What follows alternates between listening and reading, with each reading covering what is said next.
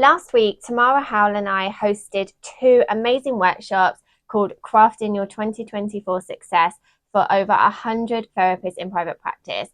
These therapists came because they wanted to elevate their practice this year, whether they were starting a private practice or growing a private practice, and we wanted to give them the tools to be able to mix vision and strategy in order to achieve their goals this year. The workshop was a 90-minute experiential workshop. It had a workbook to go with it, and I wasn't going to put it on this YouTube channel because it's 90 minutes long. However, the feedback we've had from the workshop has been so amazing that I wanted to give everyone the opportunity to watch it. Tamara and I are also hosting a 3-hour version for free of the workshop on Saturday, the 3rd of February, between 4 and 7 p.m. UK time. I'm going to leave a link in the description for that. So if you'd like to join us, please do. We'd love to see you there. The reason we were hosting these workshops is because I am launching a new membership called Goal Getters. Goal Getters is specifically for therapists in private practice to help them achieve more this year, to achieve their goals in a supportive community with accountability, which, as we know from my previous videos, means that they are 7 times more likely to achieve their goals. I've wanted to create a membership for a really long time, and I just couldn't find the right idea. And finally, I realized that what my skills were time management and productivity, and also the fact that I need accountability in order to achieve my own goals. So I wanted to provide that for people as well. This membership is not a load of information. It's not a ton of courses for you to do or a ton of trainings for you to attend. It really is to provide a space of community support and accountability. We do have some co-working calls. We will have a quarterly planning session so that you can plan out the next 12 weeks. And that's not just going to be about creating a goal. That's really going to be putting in all of the time management tools that you need so that you can be productive, and also creating the action plan of what you're going to do each week to achieve that goal. Because if you don't know what you're doing, you're going to come up to a time and that's the time you're working on your goal and you won't know where to start. And that's not what we want. We want you coming into the day and being like, these are my tasks for the day. I know exactly what I'm doing and I'm going to be super productive. This membership is all about action and getting shit done. And I want to help you get that shit done this year. So the workshop you're about to watch is going to give you a little taste into what we have in the Goal Getters membership. So if you like what you see, if you'd like to come to the 3-hour workshop, you are more than welcome. You are more than welcome to join the membership and give it a try. This isn't a membership where you're not going to know if you're getting your money's worth. You're going to know exactly what you're getting because you'll see the outcomes. You'll know if you're taking advantage of the co-working and the accountability partner, and if you are achieving your goals. That is what my mission is for the membership. Excitingly, we've also opened up additional call times so that we can accommodate people in the USA. I've had lots of people request that they want to join, but the call times weren't suitable because they were 11 a.m. UK time. So we've added an additional call in our evening so that you can attend. And this will also work for people who work 9 till 5 or, see clients during the day, and then they can come to the call in the evening as well. So I'm going to leave a link for all of the details about the membership. I'd really love it if you could check it out, and also leave me any questions you have in the comments below. So I'm going to stop rambling on now and get straight to the workshop. Welcome everyone. Thanks Kim for starting us off and mentioning the 12-week year and the workbook as well. So we've popped in those resources into the chat as well. And for people that don't know us or came in late, Kim and I have been working together for a long time. I'm a therapist in private practice. Kim used to run my practice and then started an agency of her own, and now has like amazing things on the horizon, supporting virtual assistants who work for therapists, and she's also starting a membership for therapists called Goal Getters, which I have inserted myself into because I'm so excited about it. And this workshop is like part of that kind of what I've learned really from Kim about how we talk about goals and how we get things done. So we're going to do 90 minutes. We're going to work through the workbook. Kim's going to teach us along the way. We'll give you examples. You can pop your answers in the chat. You can write them into your workbook, or you can do them on paper like I do, because I'm a bit analog that way. And I think just for anyone who's a bit allergic to the concept of goals, I want to just you know, let you know that I identify with that. And I kind of found the whole, even though goal getters is like a really cool name, I was like a bit scared of that concept of like achievement culture and the kind of pressure it puts on us to constantly be doing things, especially as a woman in my 40s. I feel like there's enough stuff being asked of me. I've got a dog in my arms. I've got a sick kid in the bedroom. I've got to give him eye drops in a minute. I've got to do this. I've got to do that. And like, so it kind of felt like a lot. And I think what I've learned from Kim in the way that she approaches this is the difference between outcome driven goals and process driven goals. And that actually there's a way of focusing on improving the process of what we're doing, regardless of what we get done or what we don't get done. And that the experience of creating a framework provides the accountability and the safety so that we're in a better position to do what we need to do to take care of ourselves personally and professionally. So with that, I'm going to hand back over to Kim so that she can talk about the mix of vision and strategy. Thank you. Yeah, so in this workbook, you'll see that we're going to start off with vision and then we're going to move into some strategy. And I highly believe that we need both, because if you have vision and no strategy, you're just going to become paralyzed with indecision, because you're going to have some time to do some work, but you're not going to know where to start because you have no strategy for getting your goals done. And on the flip side of that, if you have all the strategy but no vision, on those days where you just can't be bothered to do the task, you know what you've got to do, you just don't know how to get started. If you can't tie that back to your overall why and why it is that you've set this goal in the first place, you're going to give up. And that's where many people do give up, because they put some strategy in place, but they don't tie it back to the vision. And that's the number one thing that the book teaches, is you need to have some vision first. So we're going to give you both in this workshop, and we're going to try our best to get through the whole thing as well, but we also don't want to rush you, because it's so important to get that first bit done. So if we can get the first bit done and then give you the tools to take away after this workshop and continue with this, then our hope is that we can do that too. So the first thing we're going to do is we're going to start with your why, and I'm going to let Tamara just talk about this bit, because this is really key to specifics to therapists in private practice, and I am not one. So I'm going to pass this over to Tamara, and she's going to help you fill out this part of the workbook. Okay, so this is one of my favorite things to talk about. And I think often when people ask us why we became a therapist, our sort of stock answer is like, I wanted to help people.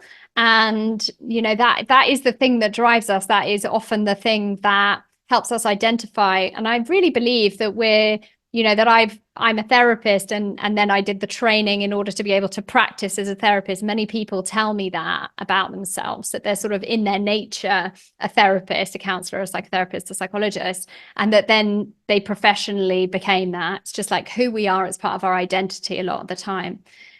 And I think that what's really interesting about doing this exercise is that there's often other reasons. There are often other reasons that drive us. What has driven you not just to become a therapist, but towards private practice therapy?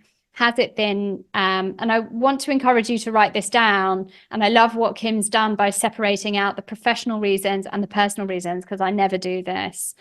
I just think it's all sort of together. But I want to encourage everyone to write down all the little reasons. And if something feels big, try and break it down into smaller answers. So if it's like, well, I'd like more flexibility in my schedule, try to go a bit deeper than that. Why do you want flexibility in your schedule? I need flexibility in my schedule because I might need to go to an emergency vet appointment like I did this morning, or I might need to be available if the school calls me. That's why I need flexibility in my schedule. What's the flexibility that you're looking for? Is it that you want to go swimming every morning? And that's really important to your mental health. Like, what's the specifics of that? When when people say to me, well, I want more autonomy, I want more control over my finances. And then people will often say, oh, but I don't really like budgeting and I don't really want to do spreadsheets and things like that. Oh, I don't really want to do projections and allocations. So what is it that we mean? You don't need to, but like, what is it that we mean we want more control over our finances? So that might not be a motivating factor for you, but if it is it that someone else having control over a monthly paycheck has made you feel a certain way? Is it that working in an agency or the national health system feels like you're sort of, can't escape? Is there something about how it affects your vision of yourself? So I want to encourage people, and if anyone wants to pop any of it in the chat that you don't mind us reading out, please go ahead, although I realize you're probably writing on your own paper. I'm just going to give you a minute without my voice.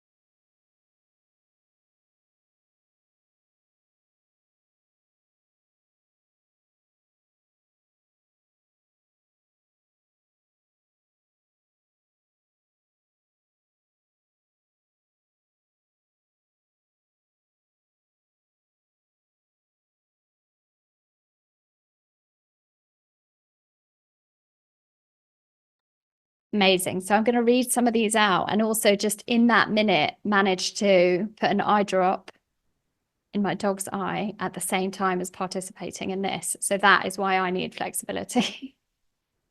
Okay, so I could take my dog to work and also offer animal assisted play therapy. Fantastic reason. Wonderful. I'm now not just a parent, I'm a businesswoman again. Fantastic. Adding more layers to our identity and to our experience of life. Absolutely.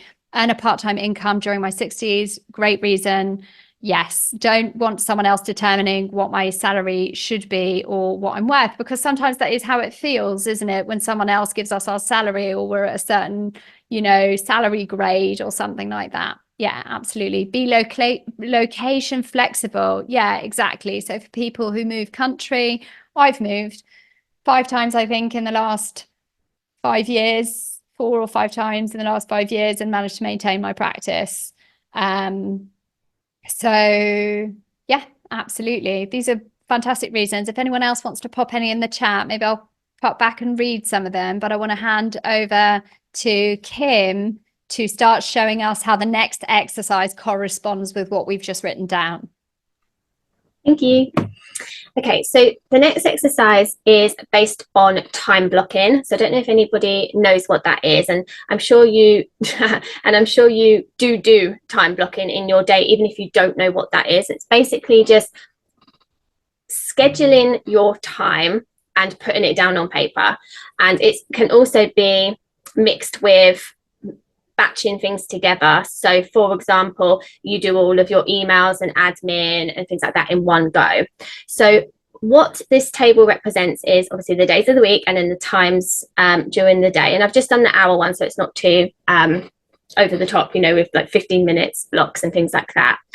I want you to stick with the vision. So what we're thinking is about what our kind of perfect week would be if you had all the things that you want to have. So for example, let's say you're just starting out in private practice, but you want 10 clients. When would you want to see those clients? We want to schedule that in, because what I want to show you, and I'm going to go through 5 different types of time blocks, and we're going to do kind of like one by one.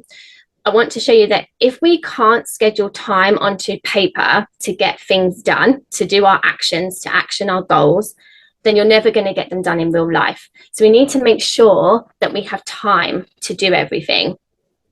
Same with, this can also bring out, and what it did on Tuesday is bring out for lots of people that they said that they needed more clients, but actually when they looked at it, they didn't have any space for any new clients. So yes, they needed more revenue, but what they actually needed to do was put their rates up and not take on new clients.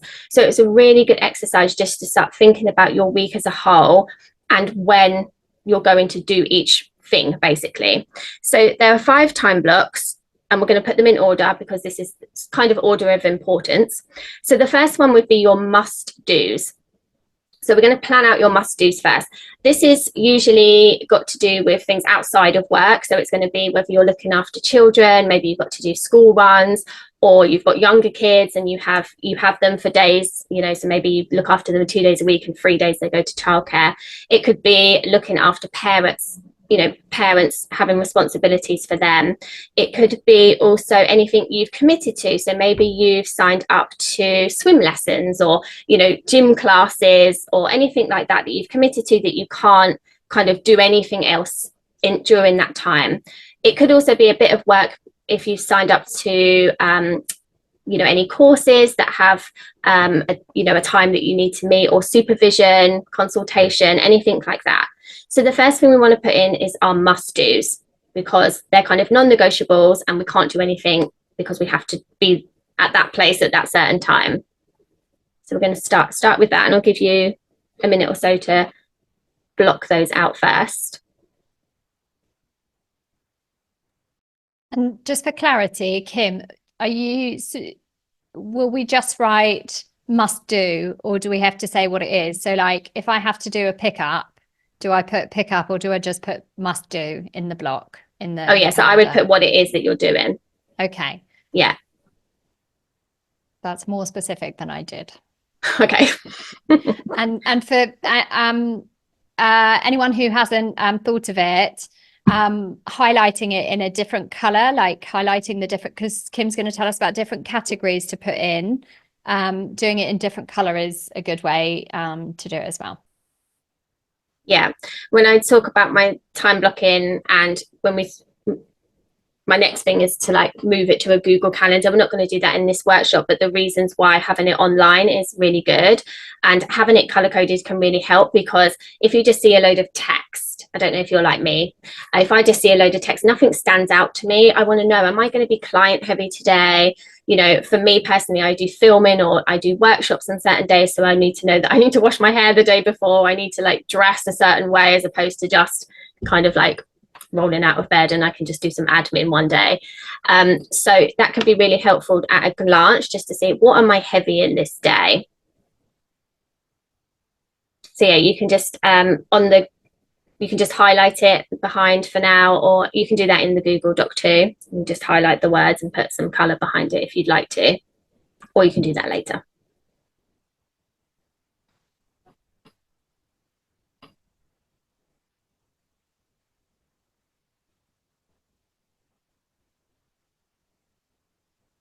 So once we've done our must-dos, we're going to go to the next block of time, and this is going to be your core work.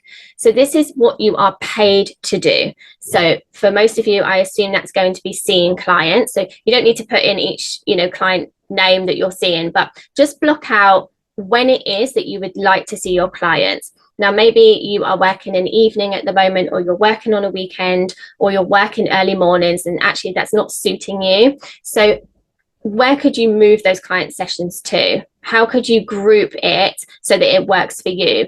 For some people, that might be batching them all in 3 days, so they're not seeing clients on the other 2 days, you know, working days we're talking about.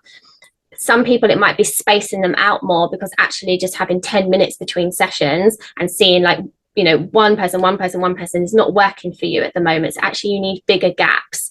So have a think about what's working for you currently and what actually you would like it to look like, whether you think it's like gettable or not, you know, whether you think, oh, this will never work for my practice. Like, we're just thinking about the vision, and actually you're in private practice, so it is your rules. It's not based on what your clients want. It's actually based on how you want to work. So mark down those client sessions first of all, how you would like them to be.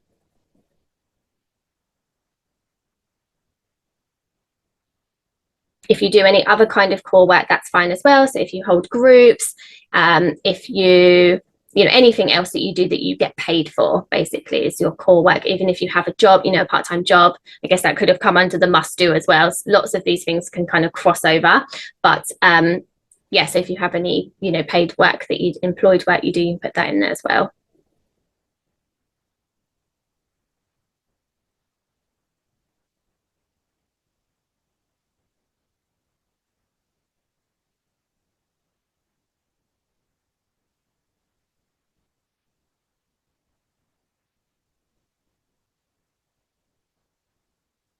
And as you start doing this, I'd love to know in the chat how this is looking so far. Is it really different to how it currently is? Is anything jumping out of you like, actually, she's got 3 more blocks she's going to talk about, and I don't actually have time to block these other things in? So I'd love to know in the chat kind of how that's looking for you at the moment as well.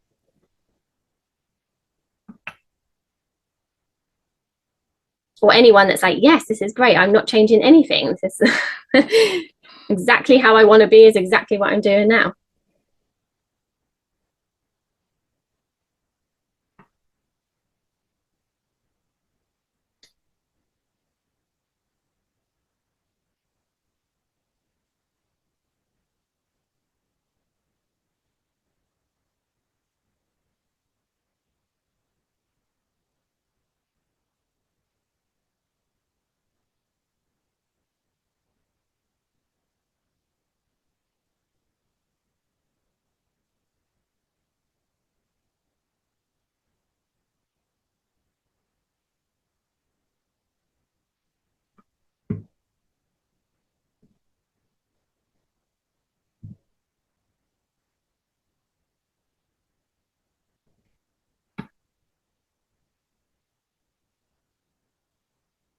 Thank you, Zoe. It looks pretty different to what I'm doing now, but I'm hopeful.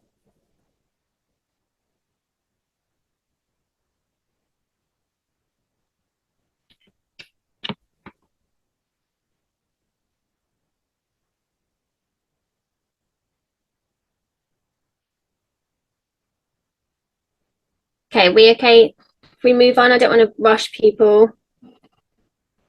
I can see more people looking at me now than down. So, okay, so the next block would be buffer blocks. So these are things that do not move the needle, but they are essential things we have to do. So that could be doing emails, it could be replying to, voice messages, any kind of admin really that doesn't move the needle. You're not paid for it, but we need to do it. It's also not going to get you towards any of your goals. So what the book suggests is having 1 to 2 buffer blocks per day where you batch all of this stuff and you get it done, because you're much more productive doing it that way than trying to get into your emails between sessions. And also, that's also called context switching, where you've got your head in, I'm not a therapist, but I can imagine that if you've got your head in working with clients and then you're going back to an admin task, that's very different. And actually it can just take you out of your flow of, what you need to do in session. So if you have these blocks, okay, I don't need to worry about any emails that are piling up because I've already checked them in the morning, and then I'm going to check them again at lunch. So anything is going to get caught. So you don't need to constantly think, oh, I need to check this, I need to check that. So we want to plan in some buffer blocks, and you'll know how long you need for that based on how long you're spending in your inbox. But I would say that 2 15 minutes or 1 half an hour would probably be enough most days, and then you would have other additional time when you need to do your invoicing, or if you do some medical insurance, or if you have your bookkeeping to do. If there's something specific that you need to do that's going to take more time, I would add that as a buffer block too, separately. So you would have your buffer blocks for your emails and ad hoc stuff, but then you'd also have one specific for specific admin tasks that you're doing, if that makes sense.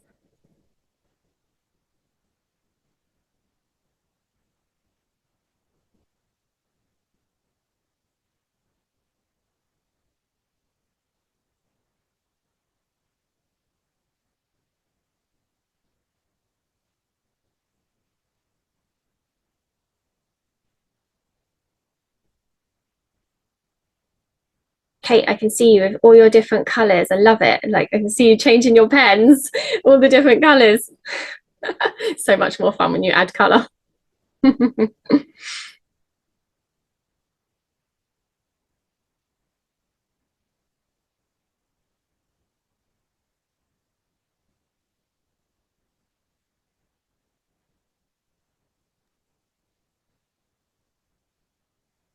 So for anyone who's done that, I think what's really interesting for me doing this exercise, and I wonder if anyone else is having this as well, is seeing the balance of, especially if you've done it in color, but seeing the balance and figuring out like, oh, I actually can't fit any more course sessions in because I have so much like buffer tasks to do. I have so many buffer tasks to do. I actually can't fit the core stuff in.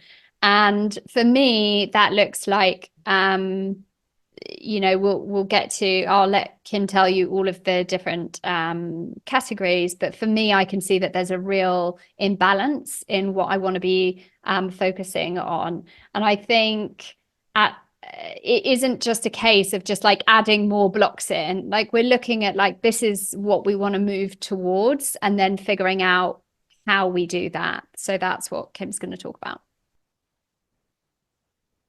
Because time management really is the number one thing we need to grasp in order to achieve goals. Because if we're not able to manage our time effectively, then there is no time to do the goals. You know, there's no time to take that action.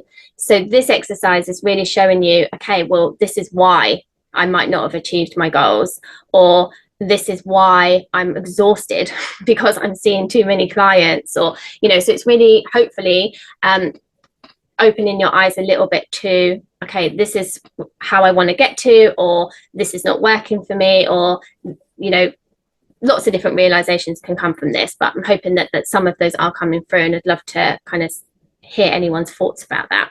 So the next one is actually a strategic block. So this is a block of time where you are actually going to take action.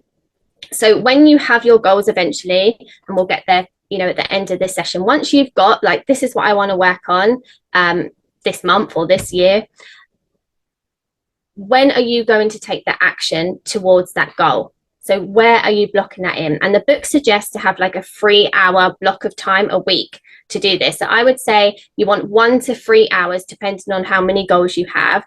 And you can decide what works best for you. So for some people, they love that, having that 3-hour block. And it's like, right, I'm in this zone, and you can focus on what you're doing. And some people's like, well, this is like, I can't concentrate for that long. You know, I can't do 3 hours. And maybe you want to split that out and do 1 hour, you know, 1 hour blocks, and maybe think, okay, well, what I'm actually going to do is I'm going to do 1 hour blocks for each goal. So if I have 3 goals, and that would be the maximum that I would suggest you have at any one time is 3.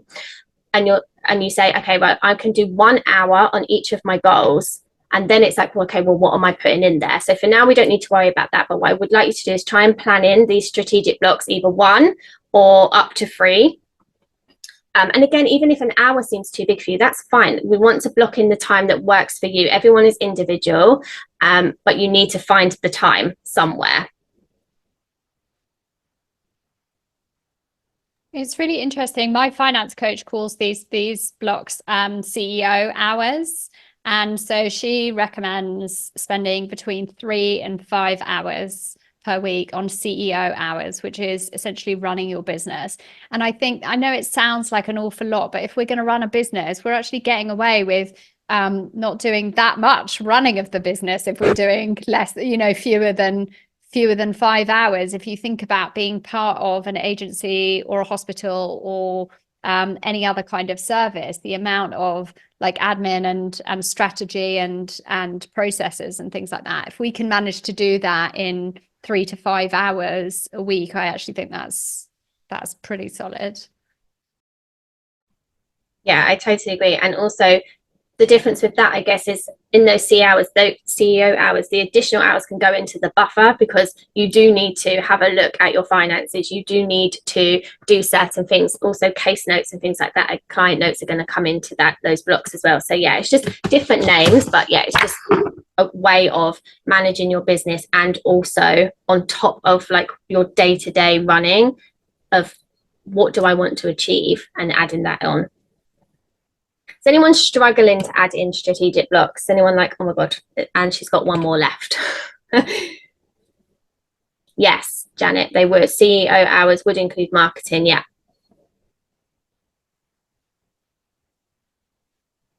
And if that's one of your goal is visibility, then that would come under that. That would come into a strategic block. Same thing.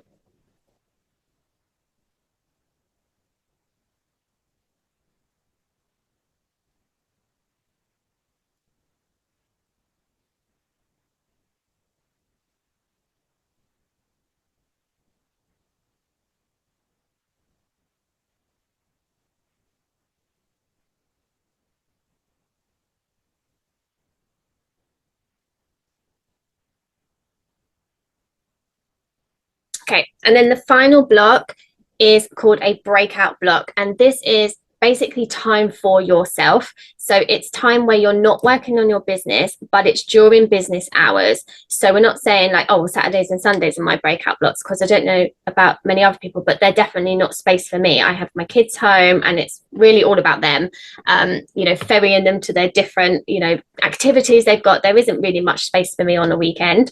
So it's just breaking out some time, and this might be a little bit time each day. So I try to schedule walks into my day. If it's raining, I do not do that, but as long as it's a decent weather, I'm outside for at least 15 minutes going for a walk, and that's kind of like time for myself. And sometimes I'll take a podcast with me, and sometimes I will just have my own thoughts, because if we don't leave space, then creativity doesn't come in chaos. It needs to have some room to come to us. Lots of people, there's lots of different ways that can happen, and lots of different ways people use these breakout blocks, but it's basically just time where you can do what you want, and that could look different each week. It could be, I'm going to block out Friday afternoons, which is what I try to do. But one week that might be me getting my nails done. The next week it might be seeing my friend. Another week it might just be me slobbing on the couch and watching Netflix. Like, it can be whatever it is that you want. And maybe you don't have a big block of time like that, but you have 15 minutes here and there throughout your day where you can actually just be like, do you know what, I've scheduled everything. I've got time for my action taking. I've got time for my buffer blocks. And actually I can just afford to have these 15 minutes to myself. So that is the last one to schedule in, is some breakout time.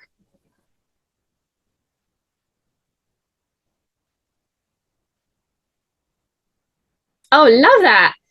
I don't know your name, JH, laughing at mine because I put those breakout times in the solid must do. Like, amazing. Love that.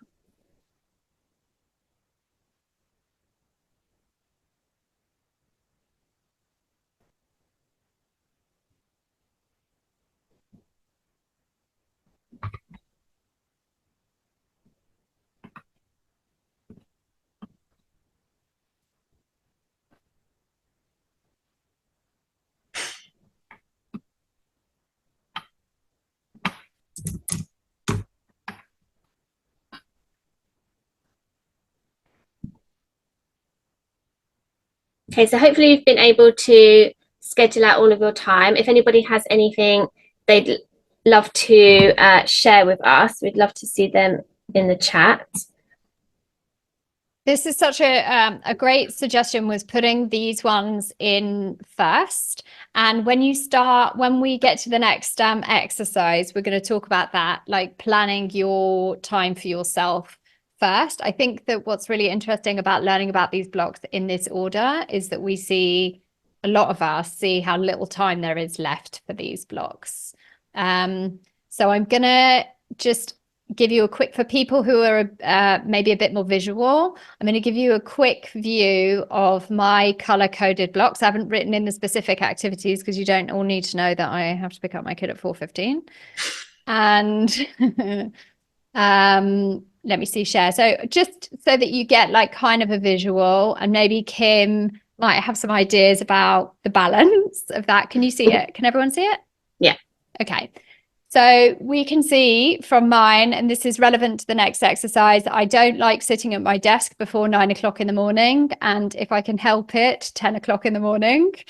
There are some things I have to do. So the must do stuff is often related to taking care of someone else. Like there's often no school on a Wednesday in France, for example. And so I've actually put all the red for not working. I would like to move towards creating Friday afternoons also not doing any work. I, at the moment, don't do any core work there. So what I can see from this is that I would like more space for strategic and not on a Friday. I don't really want to be thinking and planning and doing everything on a Friday afternoon. I've specifically designed my business so that I'm not working on a Friday afternoon, and somehow that often happens that I'm sitting and thinking about it and planning stuff. So I'd like to move away from that. And what I've noticed is that my breakout is like, okay, well, I'll just do it at the end of the day. I'll see if I can just cram in listening to a bit of music or, you know, something like that. So I'd like to, as we just heard in the comments, kind of prioritize that. Kim, have you got any comments about the balance of that or how I've done it? No, I think, you know what works for you. I like that you put your strategic on a Monday and a Friday. I quite like that. I know you don't want to do it on a Friday. Maybe if we can move that to a Friday morning.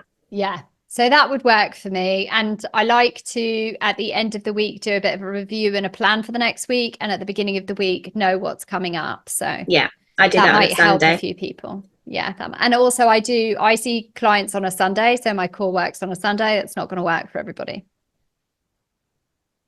Cool. Okay. Is it me? It's you now. Oh, fantastic. We're going to move on to the next one. So keep working on that and get specific. So I kept mine block names only so that you could see the colors. But as Kim was saying, put in the specific activities that you want to go in there. Okay. So you can get as detailed as you like. And what I like about doing it on Google Docs or is that you can just move those things around as you see. I used to work a lot in the evening, so I can't work in the evenings anymore because of my family setup. So I work on a Sunday. Now I like working on a Sunday.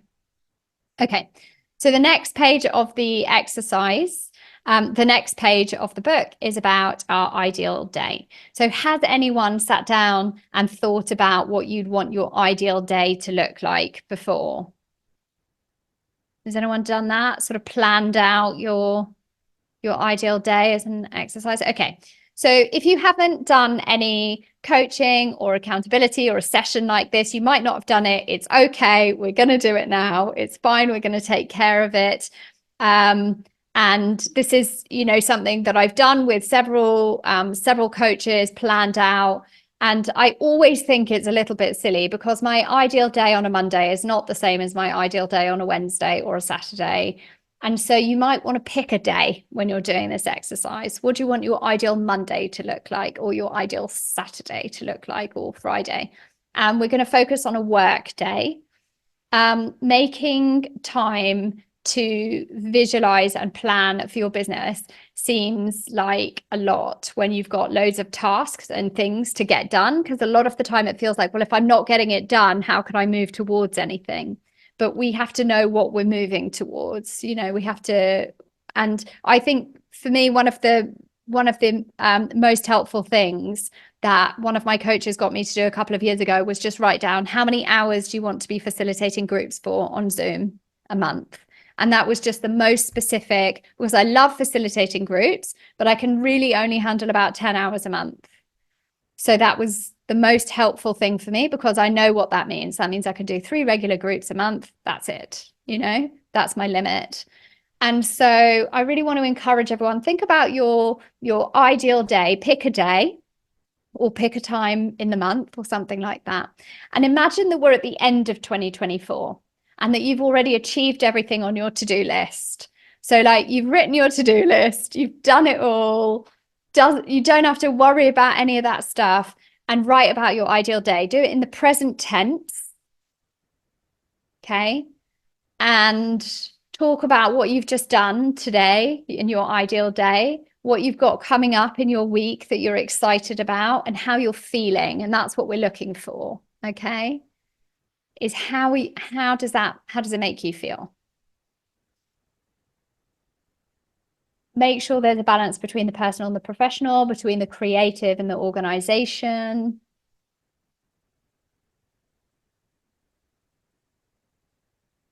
Did I miss anything, Kim? Okay.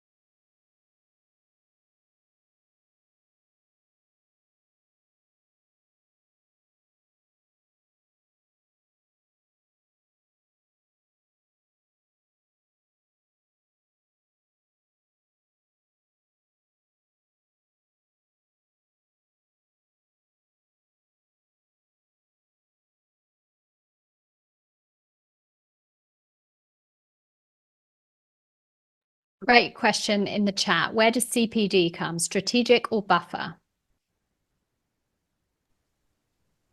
I mean, this is the thing that's really up to you. What you decide goes into each category. So, yeah, so try. So, if you're working towards something, if that CPD is working towards some kind of goal, then you could put it in strategic. And if it's not, and it's kind of more for fun or something you're just looking to learn, then you could put it under buffer. But actually, the actual block doesn't matter.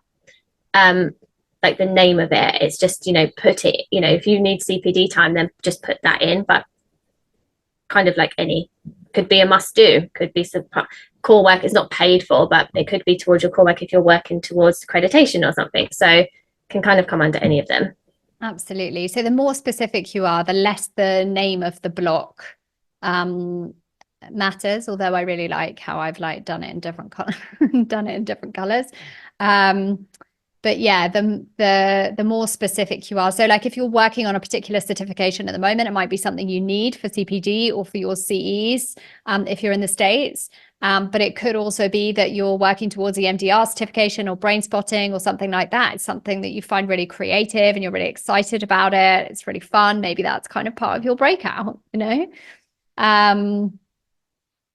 I think maybe there's some that fit in a couple, and we have to give them credit for that as well. If anyone wants to pop anything in the chat, I'd love to hear what the feelings were that you identified.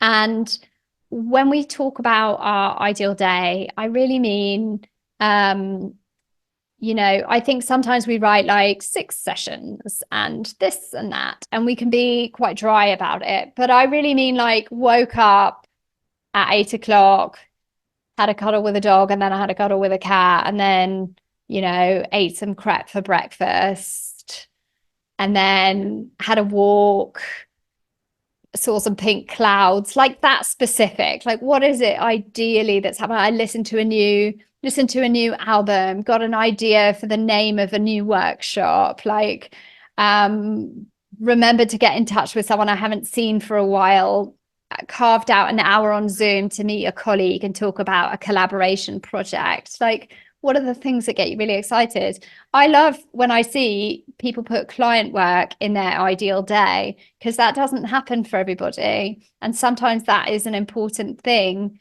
to kind of have a look at. If your core work isn't featuring in your ideal day, then maybe we need to look at what needs to change in that core work, you know?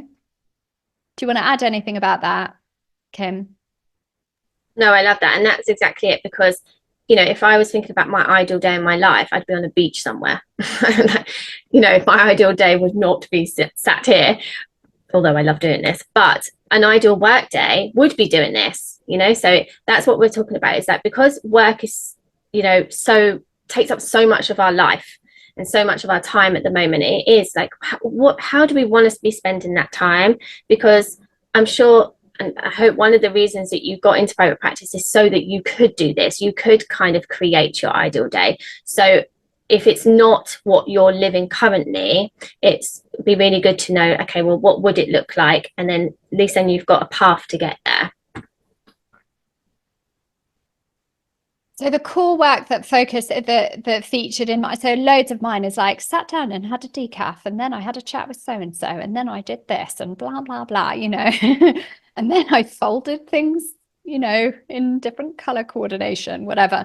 And, but mine still has right in the middle of it, 2 client sessions followed by a 30-minute mini coaching session, which is my favorite thing to do at the moment. Sent out an email to my list. Also, one of my favorite things to do, but they take me about 4 hours to write, planning my next fun project. So there's a big chunk of like what I actually do every day is featuring in there. Wrapped up, went out for a walk again, you know. When I lived in London, I used to live near the river, and so very specifically at sunset every day I would go for a walk next to the river. Don't live near the river anymore, so that's changed, like the time of day. So really be specific about like, where do you live and what do you get the most from your surroundings, and build that in. So if anyone wants to just pop something in the chat about what you've been left with in terms of like a feeling about your ideal day or anything you're noticing. And just to reassure you, in case anybody has identified that none of the things in your ideal day are currently featuring in your days, it's okay. That is what we're working towards. We'll give you some action items by the end of today to start working towards that. Yeah, in my one, it's all about autonomy. It's like I get to choose, and that's what I love about having a business. It's like, and I chose to do this, and then I did this. So that's the feeling that comes up for me. I don't know if autonomy is a feeling, but that's the overall concept, like, of my day, is that I get to decide what I'm doing, and that's what I love a lot. Feeling rested, energized, excited, connected, in control. Love that. Great feelings. Your day must have started with some good sleep the night before and no kids waking you up in the middle of the night. That would definitely be the start of my day as well. Love that as an ideal day starter, feeling rested and energized. And like sometimes some of the things when I read them, I think I never even thought of that. I didn't even think that would be possible, you know, like waking up and feeling more motivated to do the boring tasks. Wow, you know, absolutely. Okay, so if it's okay with everyone, we're going to move on now, and we're kind of moving out of the vision and into strategy now. So you've probably all seen this image before of like a life wheel, and we're making this a private practice edition because that's what this workshop is about. It's about private practice and how to craft, you know, your most successful practice that you can in 2024. So what I want you to do is have a look at this life wheel and all of the things around the outside. If you need any explanations of what we mean by any of the titles, just let us know and we'll describe what we mean. I want you to either color it in or add a line, or if you're doing it on the Google Doc, I've put a table underneath so you can add the numbers in, and just have a look at your feeling of satisfaction around each of those topics, how well you think you're doing in those topics in your private practice currently. Oh, that was a face, Tamara. So this shouldn't take very long. Just give you a minute to kind of do this. And then I'd love to know in the chat what your top one is. So what are you most satisfied in, and then what are you least satisfied in? So I'd love to just know that in the chat, what you are feeling, how you're feeling about these 9 options. Tamara, have you got yours? So I always put paperwork at the top of like satisfaction, but it's true that I'm actually planning to do a bit of a revision and a read through and everything. So I am most happy with it, but I also can see that there's work to be done. And the thing, did you say what was the least? Yeah. Well, visibility for me is always going to be, because I don't like it at all. It's not my favorite. And what I do is, for things like this, where we're doing this workshop together, me and Kim, or launching Kim's membership Goal Getters, what I do is I see Kim's reels and then I just share them to my stories, and that's all my visibility taken care of, which is 0 visibility. It's just basically riding on the waves of someone else's efforts. You did make a reel from my reels. I made a reel out of her reels. I joined them up together and then said, look at Kim's reels. But that's as far as it goes. So visibility for me is at the bottom. It's also like, it's not my favorite thing. I also kind of, I don't know. It's just, I'm a bit allergic to it. So if anyone feels that that's going to be your bottom thing, like maybe not for visibility, but like, what's the thing that you're a bit allergic to? People often tell me it's paperwork before they do workshops with me on paperwork, and they get excited about it. But people often put paperwork at the bottom.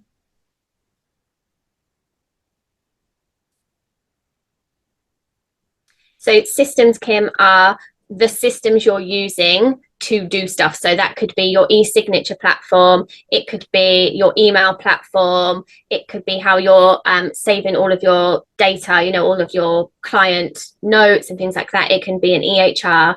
So if all of these words are like, what is she talking about, then systems is probably low down on your list of satisfaction because you don't have those in place. But if you know what I'm talking about, then they would be high. So it's the things you're using, the platforms you're using to facilitate the other things. So in paperwork, it would be, how are you sending your paperwork to your clients specifically? And booking your appointments, how are you doing that? Are you using a paper diary, or are you using an EHR or something in between? Your highest is work-life balance, but basically because I'm struggling to get enough work enough at the moment and have been struggling to know how to change that. Okay. Thank you. When you say satisfaction, do you mean what do you enjoy? So by satisfaction, I'd mean so if I'm thinking about my paperwork in private practice, do you have paperwork in place? Are you happy with that paperwork? Are you sending it out, the way you're sending it out to clients? Are they completing it or asking you questions about it? So it's kind of how satisfied you are with what you have in place currently in all the different areas. So for visibility, that might be also, that could come, I don't know, let me have a quick look at the thing. If we have networking, a separate one, I don't think we do we? Yeah, so with visibility, that could be about your referrals as well. So are you happy with how many referrals you're getting and how many clients inquiries you're getting and things like that? So it's more about, the satisfaction of, are you happy in those areas with what you currently have? Maybe Tamara can explain that better than me. I think it's more like it's like exactly like that. So can I continue to function and feel like this is taken care of at this level, or does it need more attention, essentially? Like my systems, they work. They're not the smoothest. There are some things that I could tidy up. There's a few things I need to cancel, or potentially I need to move my email list, for example, but they work, they function at the moment. So it's not going to be the top and it's not going to be at the bottom, because I'm not super satisfied with it. I don't think it's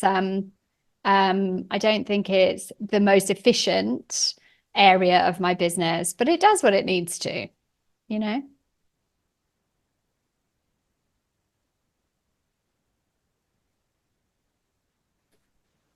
Okay.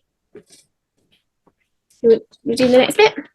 Yes. So lots of people might feel that about like admin, for example. Like we kind of, it's all right, get it done. But maybe there's a better way of doing my invoicing.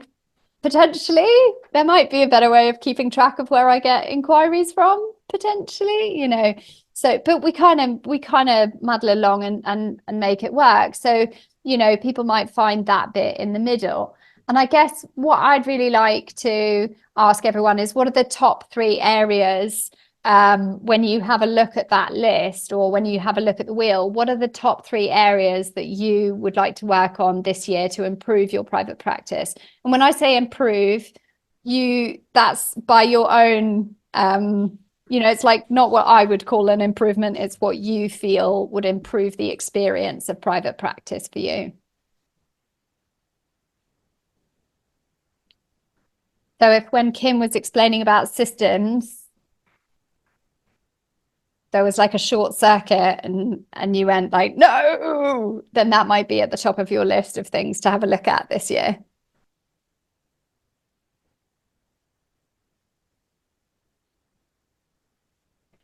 If there's a particular training that you're really keen on doing, and you feel like that's gonna bring in new clients, that's going to change the way I work, this is going to bring back a whole new level of joy to my experience, then that's going to be in your top 3.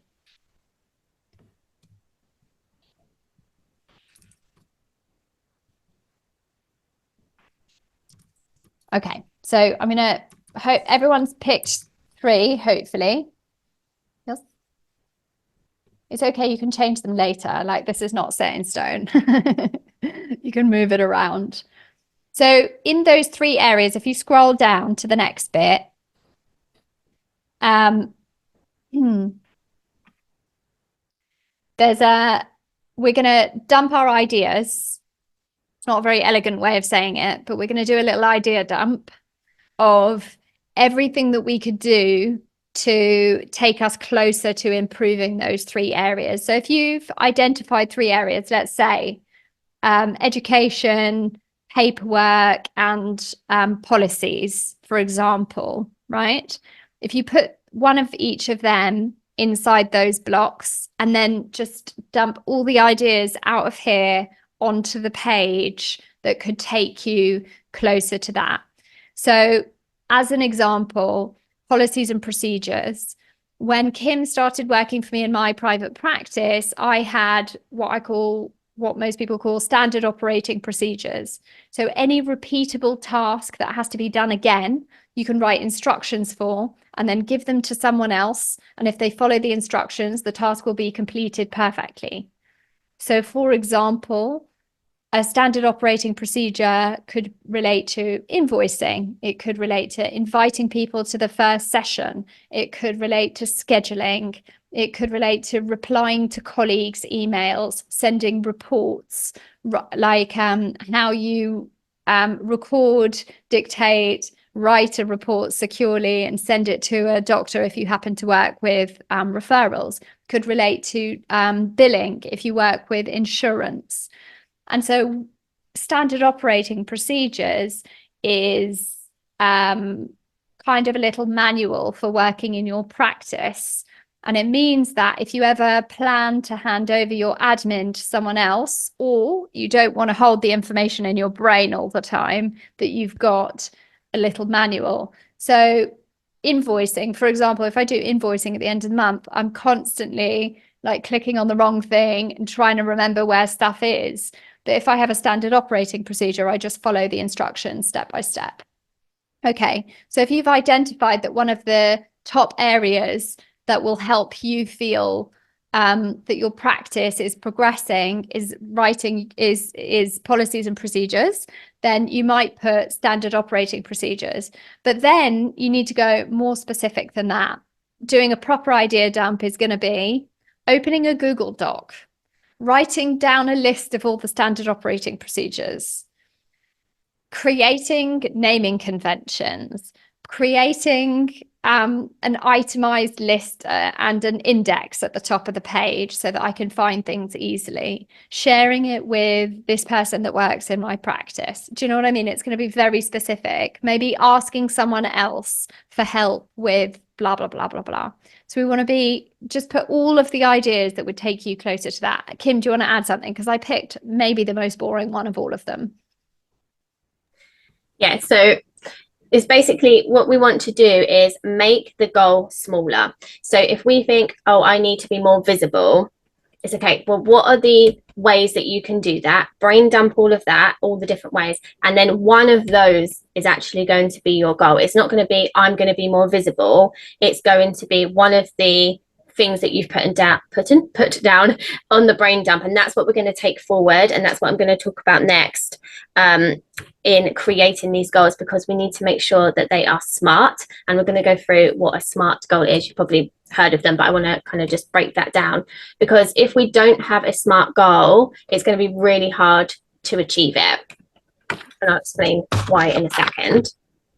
So once you have got all the ideas out, we're going to pick 3 goals. And I think what we'll do is, just for time wise, we'll pick one now. So we're going to pick one of the goals. We're going to make sure it's a SMART goal, and we're going to do the action steps that we need to take for this one goal. And then once you've learned that, you'll be able to potentially do this with all of the goals that you want to set yourself. And like I said before, with the 12-week year, the book, where these kind of ideas have come from, you only want to pick 1 to 3 goals, because if you pick more than that, then you're not going to have the time to take the action on each one. And also it's just going to get watered down. You really want to be able to focus. And not every goal has to be a professional goal. We are specifically doing this about, craft your success for your private practice. But it doesn't have to be 3 goals for private practice. You might have a goal outside of private practice that you really want to work on. And so, you can add that in as well. So it doesn't have to be, you might think, I just want to focus on one thing for my private practice, and then I might focus on something else, or actually I'm just going to focus on that one goal. So have a think about, out of all of that stuff you've written down, I just want you to pick one thing. You can just highlight it or whatever it is. And then we're going to make sure it passed the SMART test. So I'm going to ask you some questions, and then we can refine the goal to be really, SMART, basically. I was going to say specific, but that's the first part of the SMART, is specific. So you don't want to get more clients. I need to get X clients, and you need to give that X, needs to be a number. You don't want to create some directory listings. I want to create 2 directory listings. We need to be really specific, because if we're not specific, then we don't know if we're hitting it or not, right? If you get to kind of the end of, let's say, 12 weeks, because that's what we're working towards in this kind of method. If you say, I want to get more clients, well, how would you know if that's enough? Maybe you get 1. Okay, well, you hit your goal, but was that enough? The next part of that is it being measurable. So that is going to help by putting in the number. When you add a number in, you can easily measure that. So let's say you've got 6 clients now, and you need to get to 9 clients. Well, you need to get 3 more, but maybe 1 finishes. So actually now you need 4. So it's about making sure that you can measure it at the end, it ties in with the specific. So this could also be, so for me, one of my goals that I just repeated each quarter was that I really wanted to get to 1,000 subscribers on my YouTube channel. Now that is specific and measurable, and it does kind of pass the SMART test, but I actually can't do anything about that. I can't make people subscribe. Yes, I can set actions of, asking people to subscribe in my emails and asking them to subscribe in my videos, but I can't influence that. But what I can do is I can create one video per week, and that will actually help me get to my goal of the 1,000 subscribers. That isn't as smart as I'd like it to be, but what I made it was, I'm going to put out one piece of content every single week on YouTube, and that is going to eventually get me to my goal. But I can measure that because, I can see if I've done it or not. It's very specific. I'm putting out one video. The next part of that is achievable. Okay, so I don't know if getting 1,000 subscribers in 12 weeks is achievable for me or not, because I've never done it before. But what I can do is I can stick to one video a week. I know that that's achievable for me. I can't do any more than that. I don't have the time in my schedule to be able to plan, film, and edit a YouTube video. And I know this isn't very specific for private practice, but for you, that could be, let's say you're starting out in private practice and you want to get to work into 15 hours a week. But is that achievable in 12 weeks? Probably not. You're probably not going to go from 0 to 15 clients in 12 weeks. So we want to make sure that it's achievable for you. We want to stretch ourselves a bit. We don't want to make it easy, but I just need one client in 12 weeks. You want to stretch yourself, but you don't want to get halfway through and be absolutely nowhere near and just completely, that's just going to turn your mind off. You're going to be like, I'm never going to hit this. And it's, going to have a whole negative vibe whenever you come to take an action step. You're like, it doesn't even matter if I do this or not, because actually it's not achievable. The next step is it relevant?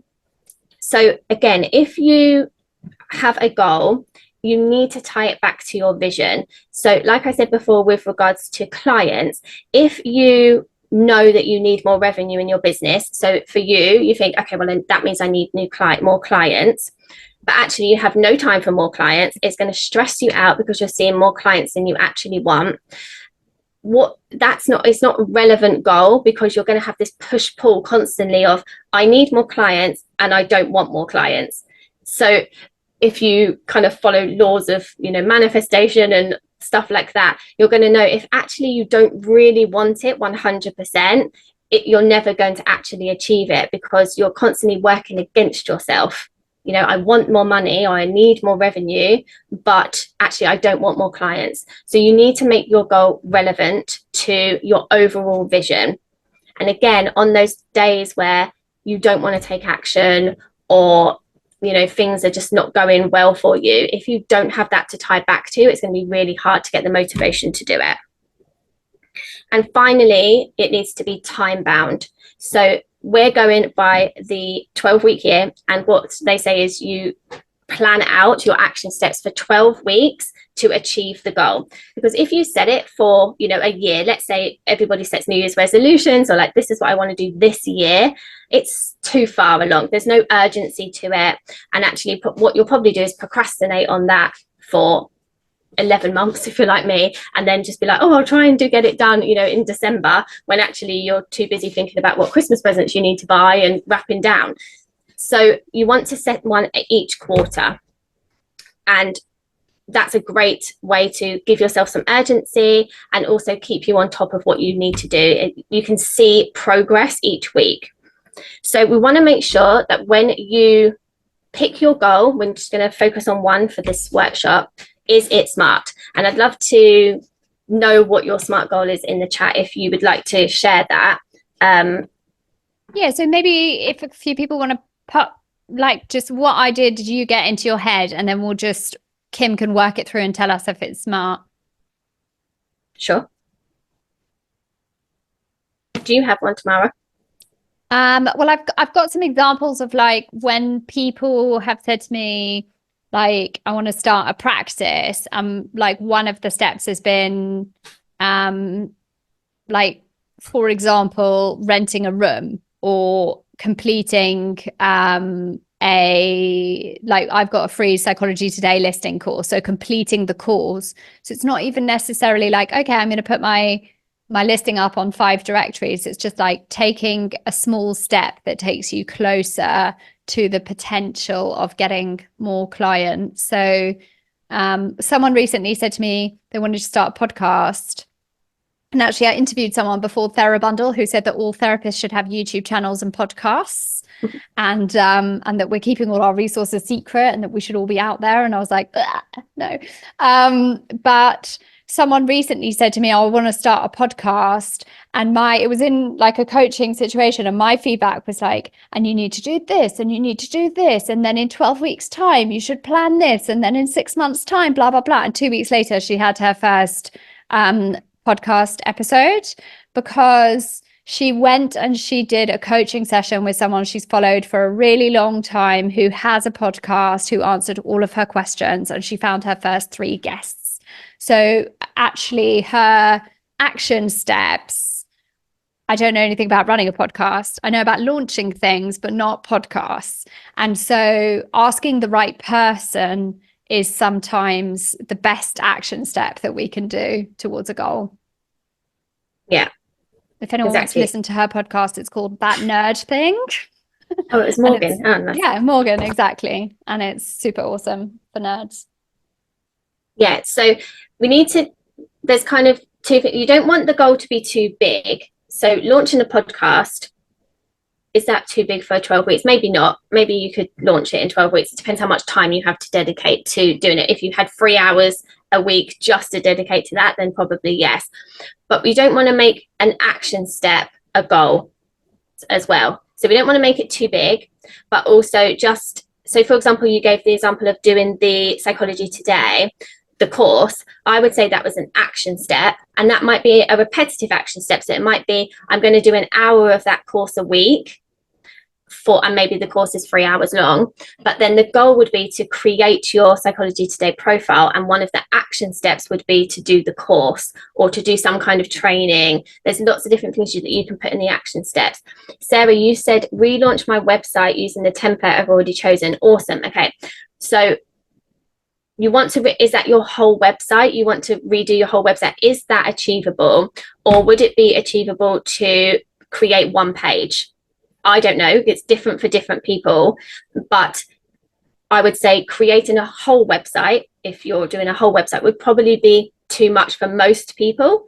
And actually, if you gave yourself the goal of putting 1 page up, or maybe 2 pages up, maybe your about page and your services page or something, that would be more achievable. But again, it does depend on different people, because if you have different skill levels and all that kind of stuff. So you really need to make sure it's achievable for you. Produce my first digital workbook. Yes, great. That seems very doable. Add 1 new ideal client per week over the next 12 weeks.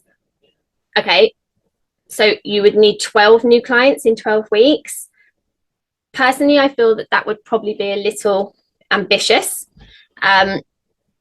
It depends on what action steps you're taking, and actually there's probably quite a bit of work up front to do before you can get the ideal client.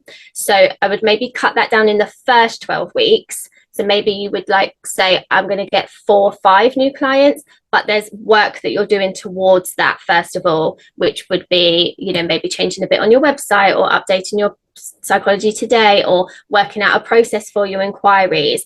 But again, everyone's different, and maybe you've already done all that work and now you can get the ideal client and you know what you're working towards on that one. I always find with goals around getting new clients, it's for me, it's easier to say I'd like to book in an intro call, this many intro calls, or I'd like to do an analysis of how many intro calls convert into clients. I'm using marketing language, and of course our clients are whole, complete human beings and not just numbers. But I can respond to a certain number of inquiries. I have control over that, but I don't actually have any control over whether someone books a session. I can provide an excellent service, and I can have my policies and procedures in place, and so I think that there's a sort of limit to what we can control around that.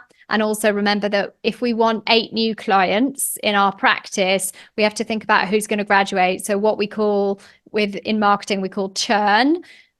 We have to think about who's going to leave. So for example, when you're starting a membership, like Goal Getters, for every space you want, if we want 50 people in there, we actually need 150 people to sign up for the year. If we want 20 people in there, we need 60 people to sign up during the year, because of what we like kind of coming in and out, the revolving door. And it's the same with private practice. So if you want 8 more clients, we really want to be looking at like getting 12 more clients in over 3 to 6 months. And you can definitely do that if you've put the networking and the marketing and all of that stuff in place. But I would be putting the steps earlier as the goal, as opposed to actually having the clients. Which is how I do it. Yeah, totally. Publish 1 blog per month on my website. Perfect. That's doable. Love that. Definitely a smart goal. Organize a training day. Karen, that sounds great too. Have you got a date in mind for that? It'll be really exciting to hear about that and what it is that you want to do. So that's it's definitely a big goal, but definitely I think that's achievable in 12 weeks.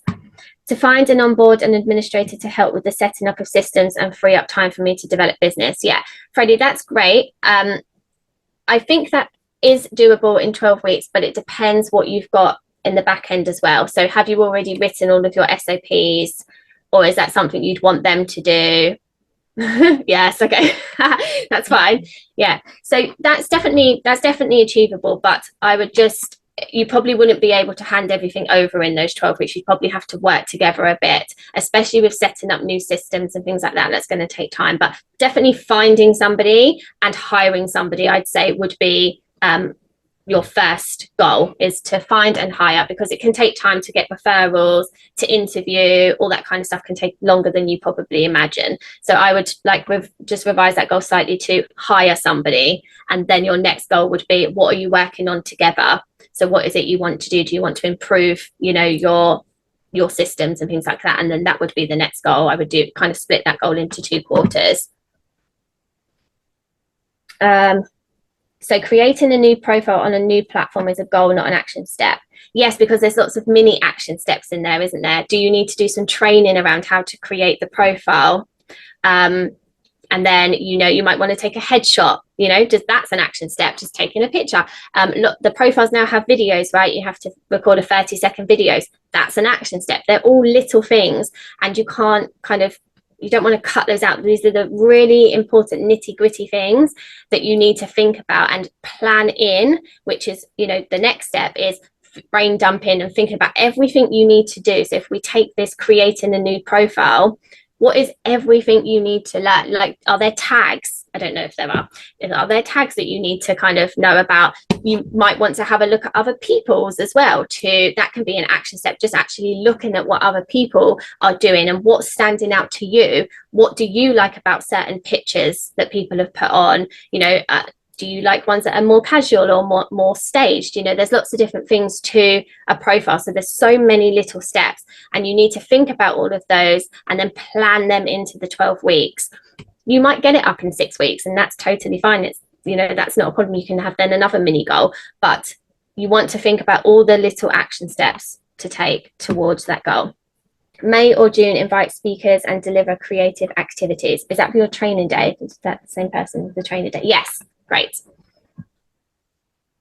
Yeah, so that training days, that's if you're inviting speakers, this is now getting really big, right? That's like loads more action steps, because you've got to reach out to people, and that can, there's a lot we did that with Feral Bundle, that took months to kind of organize that. So yes, set up 1 support group. That's 3 ideas I've got. Great, but we're focusing on 1. Perfect. Set up 1 support group. Great. There'll be loads of action steps that you need to plan in for that.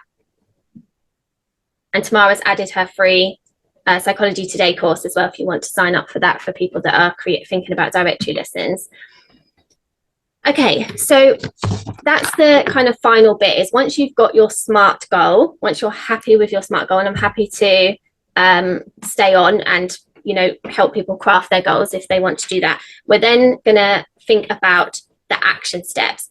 And this is where it all kind of ties together. If you don't know what you're doing each week, you're going to come to your strategic block and you're going to sit there and be like, what do I need to do? And that's not what we want. We want to know each week what we are working towards. And this is what Goal Getters is all about. So I'm going to just tell you about that now, if that's okay. So this is a low ticket membership that I've created, and Tamara has come along board with me.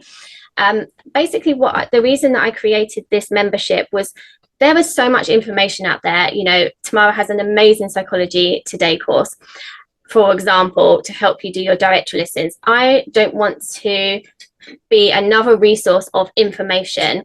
I want to facilitate people being able to have the space, the community, the support, and the accountability. That's like the main part, to be able to take action on whatever goal that you want to work towards. So in this membership, we have a quarterly 3-hour mega planning session where we basically do this each quarter. We get together and we work out what our goals are going to be, and I can help you, make sure they're smart and put in action items for you. We can help you with that as well. If you don't know what all the actions that you need to take are, it's going to create that space for you to do this each quarter, because it's so important to take the time out. And if you don't have a space to go to, sometimes that can go away, right? Because you just get into the day-to-day nitty-gritty of what you're doing. You don't give yourself that time to think about what's next and what you need to do.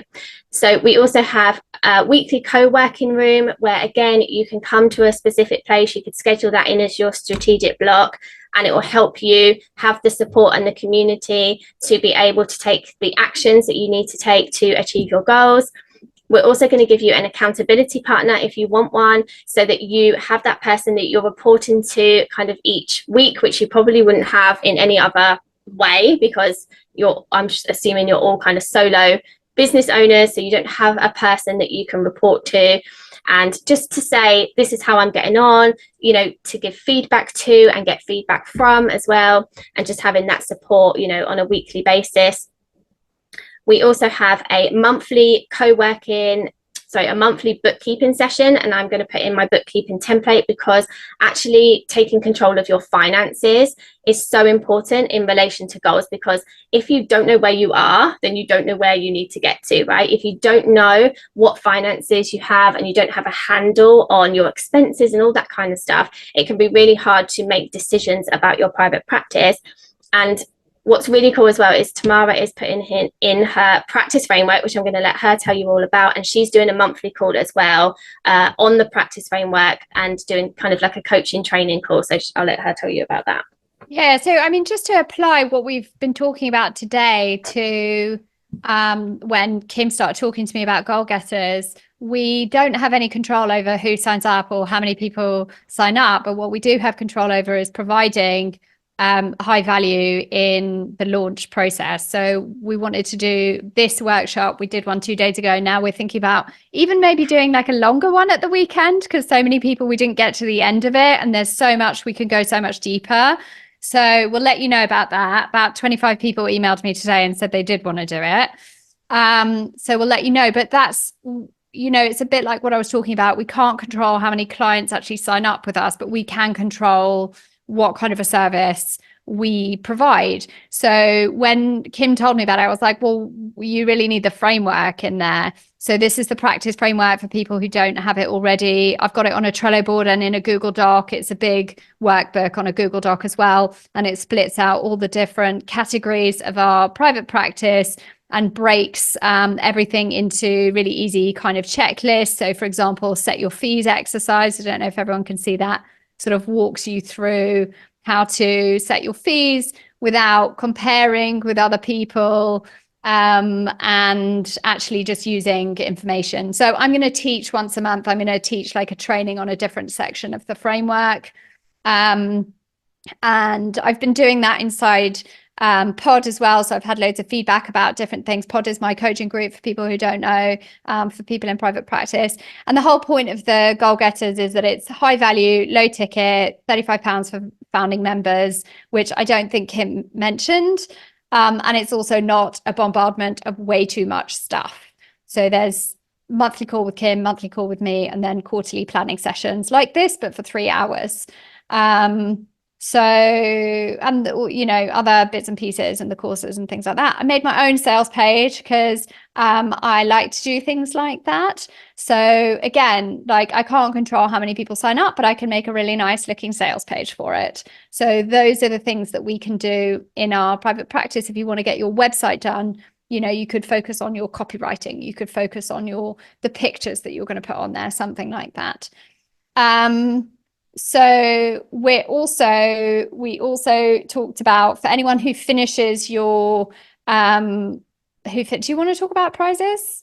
Did we email about prizes? Anyone who finishes your workbook and send it to us, we're going to randomly choose 5 people, and we've got prizes as well, because we really want to provide some sort of accountability framework so that people do the work and then you feel like, okay, you've sent it to us, we send you an acknowledgement. We've never done prizes or experimented with this before, but for the people who do that, we're going to randomly select people who've done it by the 31st of January to get either half-hour coaching session with Kim, half-hour coaching session with me. A course. Yeah.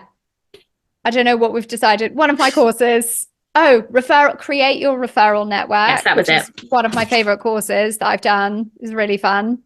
Another course. There's going to be some cool two courses and also a copy of the book. Oh yeah, copy of the 12-week. Yeah, exactly. So 35 pounds a month, and we're doing an annual. You get 2 months free if you pay for the annual. Yeah, which is about $45 US. Yeah. So Christine, you asked about call times accessible for the USA. So currently they're not, and when we scheduled them in, we were looking at sort of UK and Europe, but we actually have had a few people request to join but see on the sales page that it doesn't really work for them. So if we have enough people interested, Tamara and I are both willing to add on additional calls. So we'll keep the 11 a.m. UK call, but we'll also add on a later afternoon one, both of us, for the monthly calls, and also for the quarterly planning session I'll do it twice, once in the morning and once in the afternoon.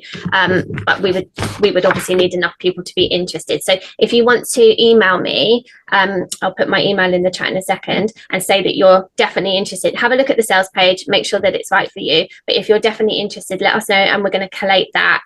And if we get enough interest, then we'll definitely be able to add on a call that would work for you. We're flexi. We're flexi. Also, another reason we did this workshop now is because the first planning session for the membership is in March. So obviously you're going to be joining in January or February. So we wanted to give you this workshop so that you had actions to start doing before the March one. But also we have a really fun onboarding runway as well. That's what I'm calling it, where I'm going to be teaching you lots of different things that was going to help you get set up so that you can actually be more productive. So we're going to be going over inbox zero. So I'm going to be showing you how to manage your inbox much better so that you're not in it as much. We're going to be going over specific time blocking as well. So we're going to do a time blocking workshop, more specific than kind of what I've done today, because today's been a bit quick. So we can go over some, fundamentals about time blocking and how you can be more productive. And there's lots of other things going on in the onboarding. We have prizes for people that take part in that too. So we're really excited to get started. And if anybody has any questions, I'd love to answer them. Yeah, and you can, of course, do the workbook again, that you've made a copy of it. So you can always have those links are always going to be available. So you can create it again if you want to do it, in a few weeks' time or in a few months' time. So yeah, you always have access to those workbooks as well. Yeah, absolutely. And if anyone wants to add in, what is the action item or what is the goal that you're going to be working towards in this quarter? Like, what is, I'd love to hear. We often don't get to hear at the end of doing something like this, where we sort of lead, something where we're, everyone's doing their own work. We often don't get to hear, like, what is it that you're taking away with you? What are you going to be focusing on next? Yes, Sarah, it is going to be recorded. The quarterly planning sessions will be recorded. Yeah. And also the practice framework ones that I teach, they'll also be recorded. Yeah. And if we have enough people and we're doing 2, you might be able to attend the second time anyway. Anyone got any questions or want to share any of anything that you've your goals or action items from today? I'm thinking about setting up an online support group for parents, not therapy, but will be therapeutic, and I'll mostly be a host. Fantastic. Yeah, Love wonderful. That. One of the things that I have found most helpful about setting up online groups, and it's not always possible, but just as a tip, is having a co-host or a co-facilitator. And it's been really interesting being a co-facilitator for Kim and keeping an eye on the waiting room and the chat and copying the links and adding stuff and participating and doing the work as well. Because when you host and you do all of those things, it's a really different experience to having a partner. Just like when we're in a therapy group and we've got a co-facilitator and one focuses on, content and one focuses on context, it's the same sort of thing online. So if anyone's thinking about doing groups, I highly recommend getting someone in the room with you to help.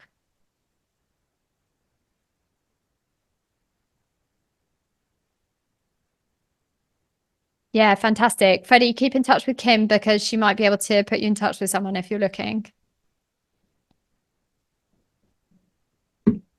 I'm not sure how to say your name, really sorry. You've put, I need to do a better job of accounting for my time when not seeing clients. You can use a system like Clockify, where you can actually record your time. So you just hit type in what you're doing, hit a button, and you can actually record what you've been doing during that time. And it's really great to kind of do that over a week and then look back at the report and see how much time you spent on networking, how much time you spent on your admin, how much time. You probably wouldn't clock the time you see clients, but you could as well.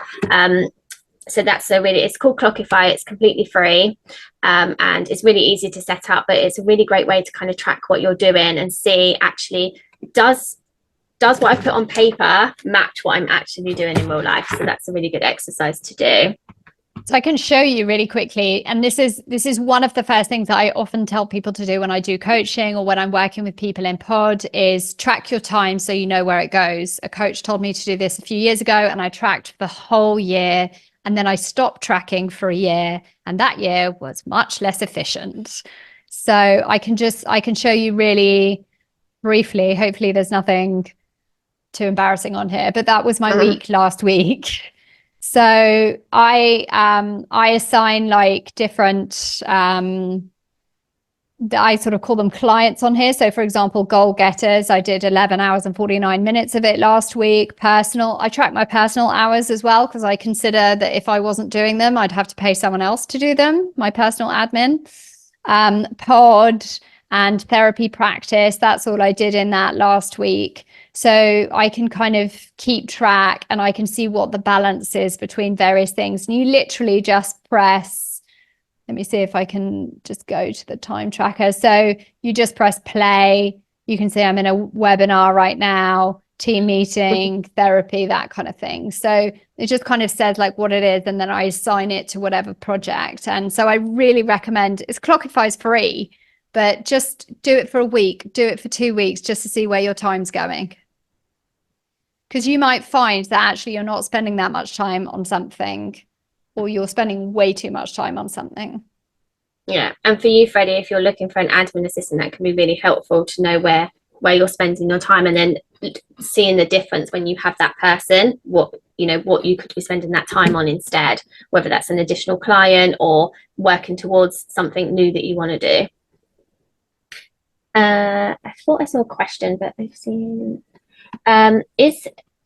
I'm sorry, again, I don't know how to pronounce your name. Plaxidus. Is your shops for therapy only, or can it support other business? Is this for the membership? Is that what you were asking? Yeah, I'm asking membership, even other workshops we are doing. Do we involve all other businesses, or it's just for therapy? So we've aimed it at therapists in private practice. That's who our target audience is. Yeah.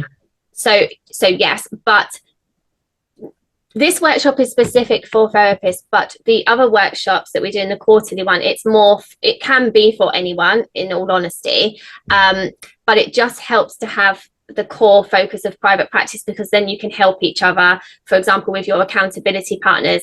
And Tamara and I know a lot about private practice, so we can help you more. So depending on what your business is, it might not be the right fit for you. If you'd like to email me, I actually don't think I put my email in the chat, we'll do that now. If you'd like to email me and kind of tell me a bit about you, and then I can let you know and be really honest about whether it would be a good fit for you. Because the premise is about accountability, but all of the resources are really for therapists. So I wouldn't want you to come and then you're not getting the most out of it. But email me and I can definitely have a conversation with you about that. I'm trying to click your email. It's not going through. Oh, you'll have to copy and paste it. Okay, thank you. That's okay. I'll just put a link to... I'm dying to see everyone's goals and action items, but maybe people are feeling a little bit shy at the end of it. Do pop something in the chat if you want. And I won't read out names if you don't want me to. I'm putting both the sales pages in the chat. Somebody asked about the name. It's called Goal Getters. I put both the sales pages in so you can see the difference. Mine's very pink and Tamara's is not. I put like a chill sort of pink on there. At the end, can we email everyone and ask them which sales page was better? Rude. Because I'm not competitive. It's not fair. That's not fair. You kind of had mine to work from.